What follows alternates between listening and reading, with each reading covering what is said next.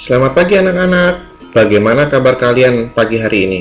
Sehat selalu ya, dan tetap semangat dalam mengikuti pembelajaran walaupun kalian belajar dari rumah.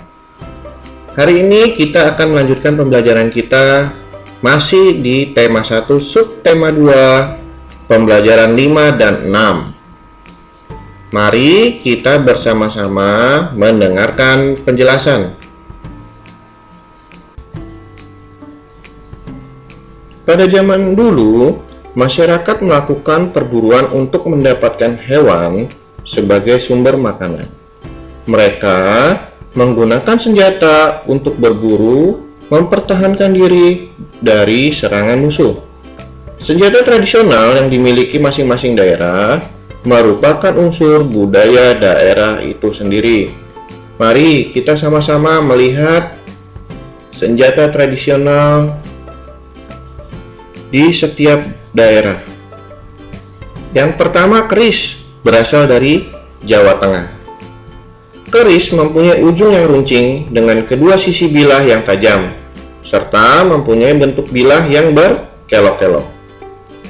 Berikutnya, mandau dari Kalimantan Tengah.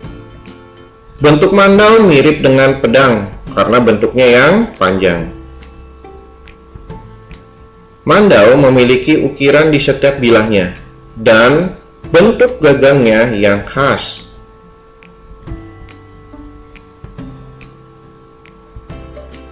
Rencong berasal dari Aceh.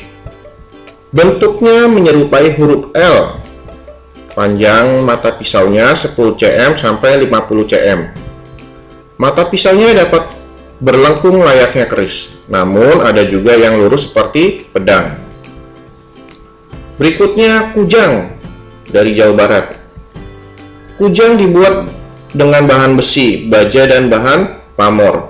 Kujang tergolong pendek, sekitar 20-25 cm saja. Berikutnya, celurit dari Madura. Bagi masyarakat Madura, celurit tak dapat dipisahkan dari tradisi budaya dan kehidupan sehari-hari hingga saat ini. Senjata tradisional Indonesia ini mempunyai ciri khas dengan bilahnya yang melengkung.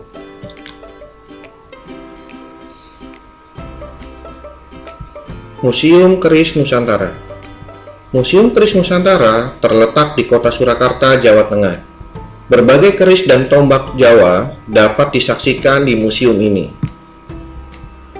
Museum ini diresmikan oleh Presiden Indonesia, Bapak Insinyur Joko Widodo pada 9 Agustus 2017.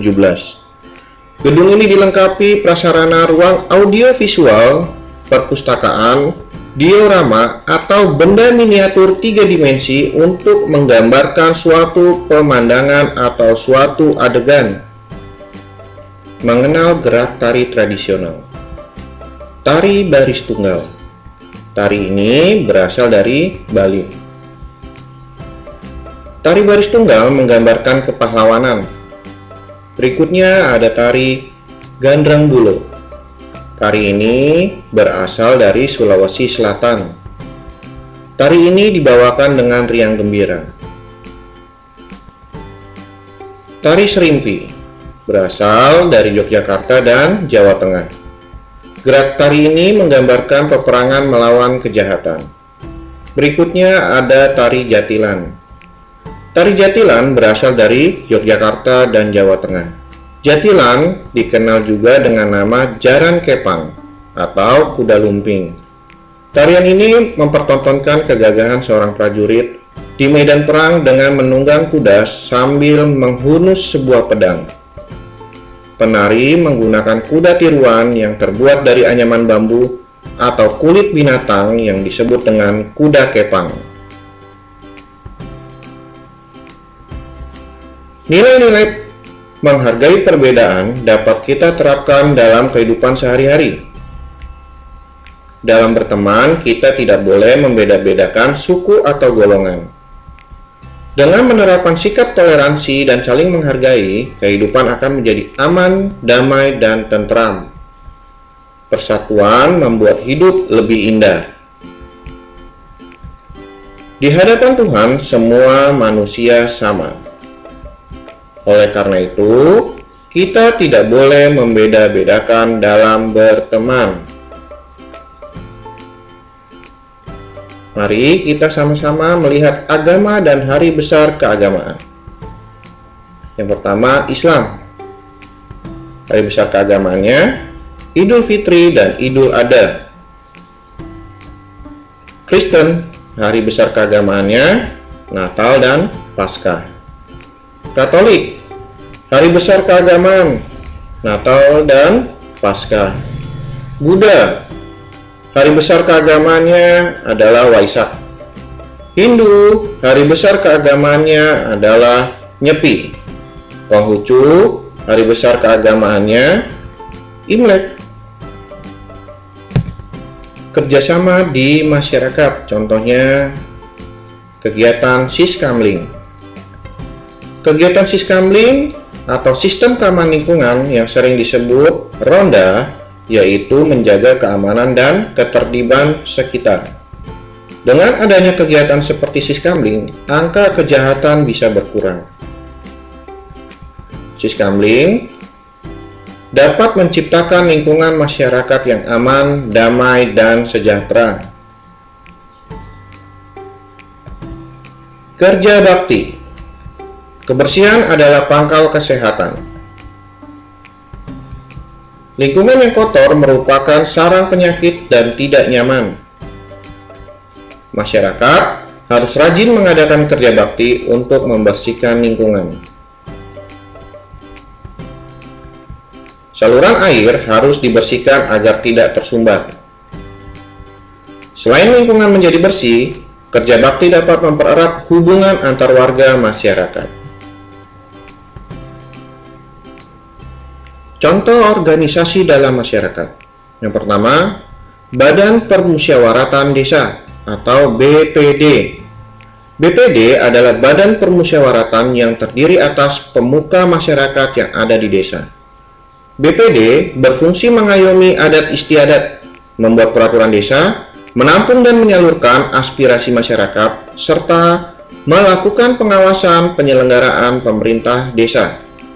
Anggota BPD dipilih berdasarkan musyawarah mufakat yang terdiri dari para tokoh masyarakat.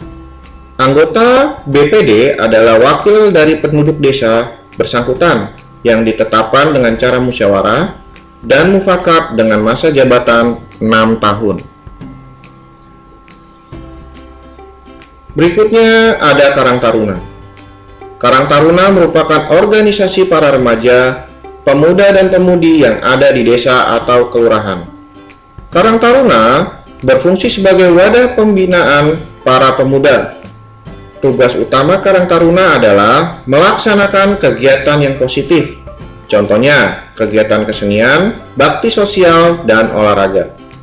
Dengan berbekal pengetahuan, pengalaman, dan keterampilan dalam mengikuti organisasi kepemudaan, diharapkan para pemuda mampu untuk bekerja dan hidup secara mandiri.